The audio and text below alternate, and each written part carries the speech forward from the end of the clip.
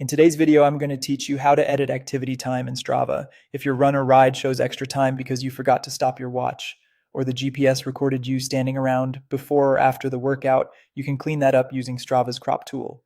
Cropping trims the beginning and or end of an activity so your distance, pace, and elapsed time reflect only the part you actually want to keep. Start by opening Strava in your web browser and signing in so you land on your dashboard. From here, look to the top navigation and click Training. This is where Strava organizes your logs and tools. Next, select My Activities. You'll see a list of everything you've recorded. If you have a lot of entries, scan the dates or titles to find the one that needs fixing.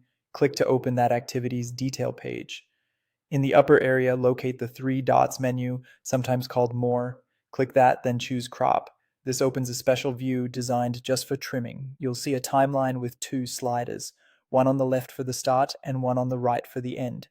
The portion highlighted in orange is what you will keep. Drag the left slider to remove any warm-up wandering or time before you actually started moving. You can watch the map and the timeline update as you slide, which helps you place the start right where the activity truly begins. Then drag the right slider back to cut off any cooldown, accidental recording after you stopped, or time spent chatting at the trailhead. Take your time here. Small adjustments can make a meaningful difference to your elapsed time and pace. As you refine the sliders, keep an eye on the updated stats so you can confirm the new total looks right. A helpful tip is to align the sliders with clear changes in speed on the timeline. Flat lines or spikes often indicate standing still or GPS noise.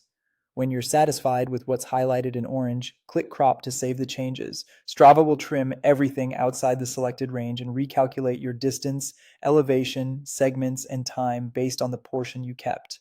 Cropping is a permanent edit, so it's worth giving everything one last look before you confirm. That's it. By navigating to your dashboard, opening training, selecting My Activities, choosing the specific workout, using the three dots menu to access crop, adjusting the start and end sliders, and saving, you've cleaned up your activity time so your stats accurately reflect your effort. Thanks for watching, and enjoy more precise results on Strava.